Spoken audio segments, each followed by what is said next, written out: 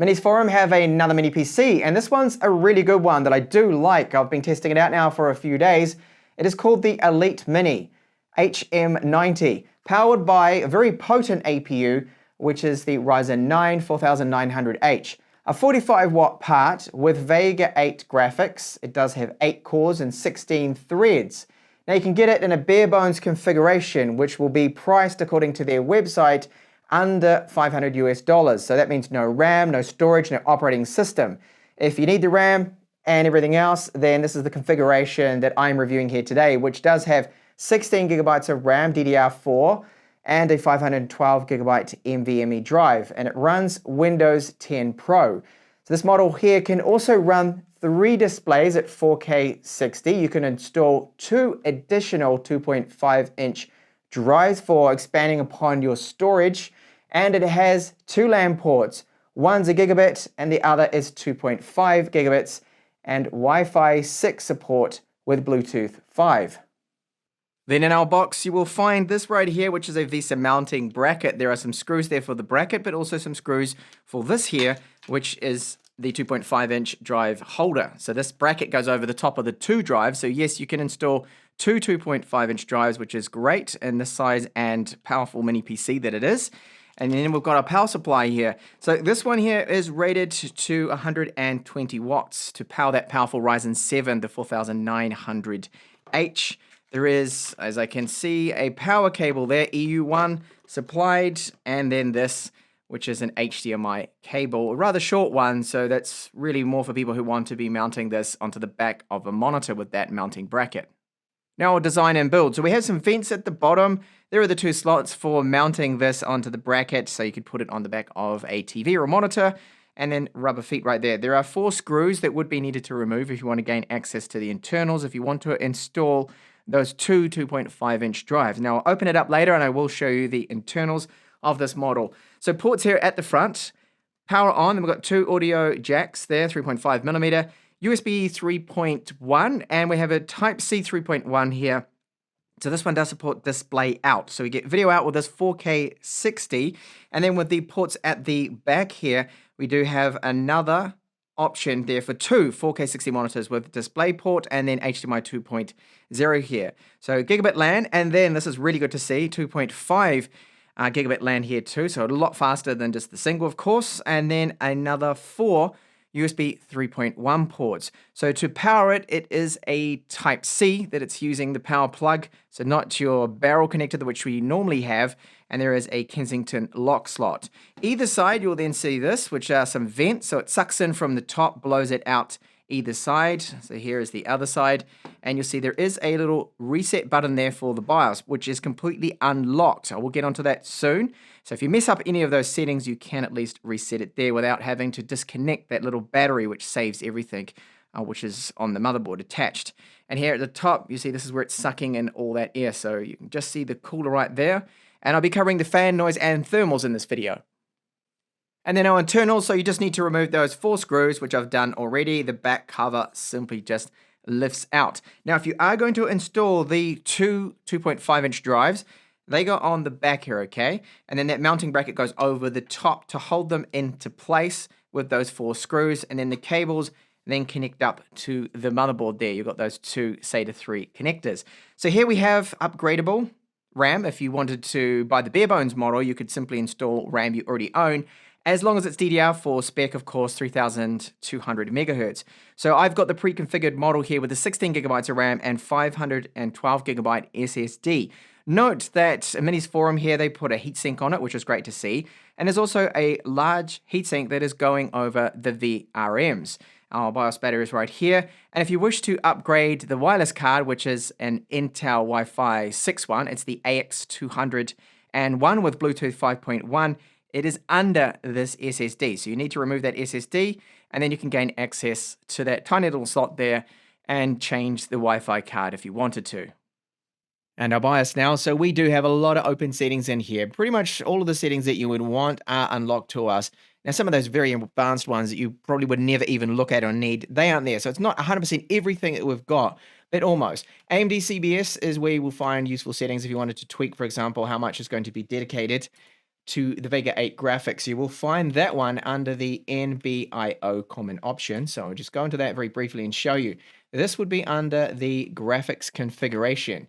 So if you do change this from auto, which is dedicating with the 16 gigabytes of RAM, only half a gigabyte to the Vega 8. If you put it on to game optimized, it will then dedicate, I believe it's 1 gigabyte. And if you have 32 gigabytes of storage, it will then be 2. If you install 64 gigabytes of RAM, it will then dedicate 4. So that's one way to help boost just the lower average frames and increase that. There are many more options in the BIOS, but I will not go into all of those. And an interesting one here is SMU comment option. So this is system configuration, configured on auto, 45 watts. Now you could set this to 54 watts. You might get a slight advantage to performance, but I'm going to keep everything as stock in this review so we know what the stock temperatures are going to be like. When you first power it on, you'll be greeted with the following pre-installed language packs, which are part of this Windows 10 Pro installation. Now, I know this question is going to pop up a lot, and that'll be Windows 11 support. Yes, you can run it on this, not a problem there. It supports everything that it does need. So if you want that, then install it. At the moment, Minis Forum are shipping this with only Windows 10 Pro, and that's what this unit's come with, so that is exactly how I will review it. I won't bother to upgrade or do a clean install of Windows 11, but you're welcome to do that, of course, on your own unit. So the APU that's in this, the Ryzen 9 4900H, it's a very good APU, mostly because of this, because of the Vega 8 graphics here. Now, this one can turbo up to the maximum. We just saw it flicker then for a second, 1750, and it will hold that thanks to the 45 watt power limit that this does have. So it's a potent APU, and even though it is, yes, last gen, it still is very close in terms of performance to, say, the Ryzen 9 5900HX. It's not that far off, really, especially when you take a look at the integrated graphics performance from the Vega 8, which I'll get onto later in this in-depth review. So the maximum turbo is 4.45 gigahertz. And the RAM is running in dual channel. Timings are typical AMD, not very good. Not for at least these mobile processors here. So 22 for our CL CAS timing there. Yeah, that's not amazing. I get better with the Intels. So it does ship here with Windows 10 Pro, as you can see. You will need to run some updates with that. And they have dedicated half a gigabyte is shared, dedicated, sorry, to the Vega 8, but it can use a lot more shared, and you're able to tweak that in the BIOS as I showed you before, but I'm just reviewing it here as stock. So I made a mistake before. I said that it has the Intel AX201. It's in fact the AX200 here, so that's got Bluetooth 5. Still a very good Wi-Fi 6 card. So connected to my Wi-Fi 6 router, I've got no problems with the signal strength, and the maximum throughput is the pretty standard what I get with this router. It's about 1.3 gigabits per second transfers, so very good. Now, I have run one benchmark here, and I'll get onto some more now, and that is Geekbench 5.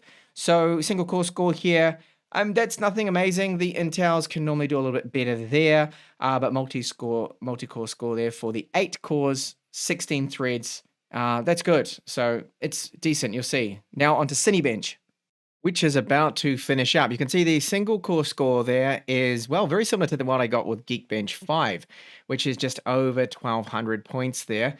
And this is just about to finish. It should be getting around 10,000, 11,000 points.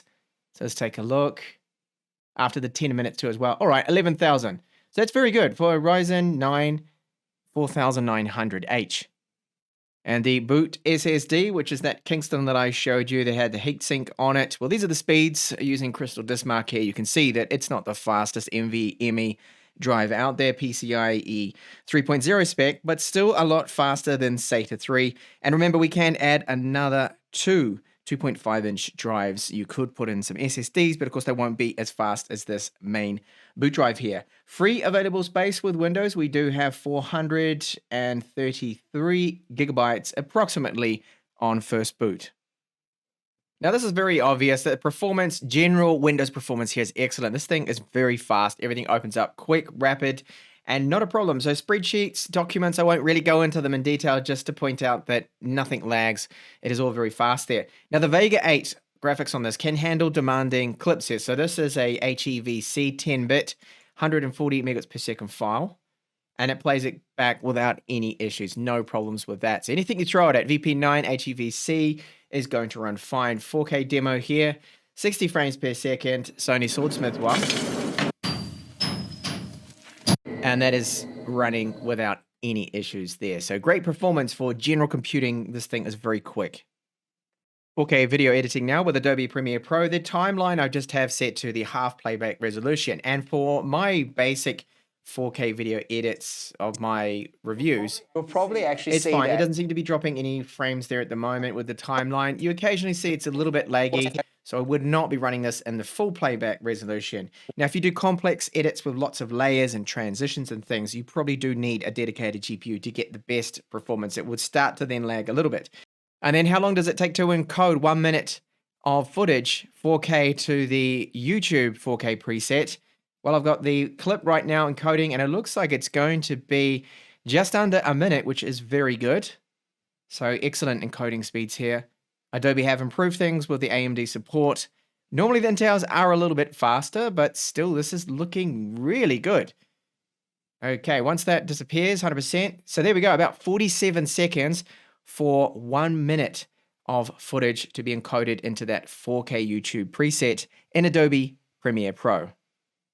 Gaming performance now, Cyberpunk 2077. Lowest possible settings on 720p, and we're getting around 30 frames per second. This is really good for integrated graphics, Vega 8. I'm impressed. Now, the GPU clock will always hold 1750 constantly. It does not throttle down. That's what we want. And the thermals when gaming will remain normally in about the 70s.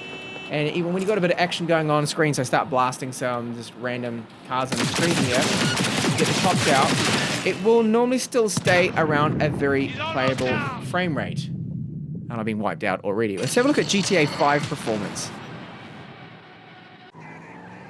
Performance here is looking great with the medium settings, so population density viewing distance set to medium, and 1080p here, so around 50 frames per second. This is really good. I mean, of course, it's an old title, an oldie but a goodie, and really quite pleased with this. So the only integrated graphics that I have seen that can do better than this with GTA 5 at least is Intel's new Iris Xe, and that's probably able to get around 8 frames per second more than this here. So overall the performance, I still think, really good.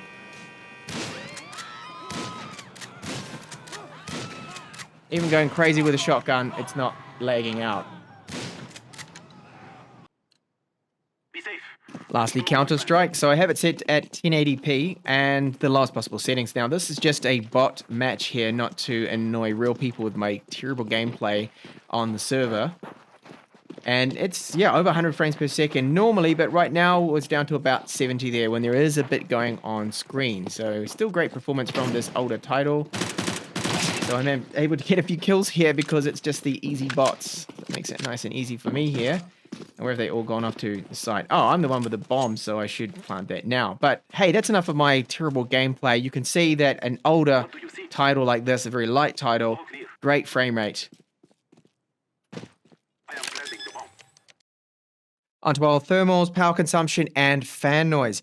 So you can see it reached a peak of almost 90 degrees. Now this is a lot cooler than the RZ box that I reviewed from Chewy with the same chipset. Fan noise is so good in this mini PC. I'm really impressed. It's just like some of the others from Minis Forum that at idle you can barely hear it. It's whisper quiet.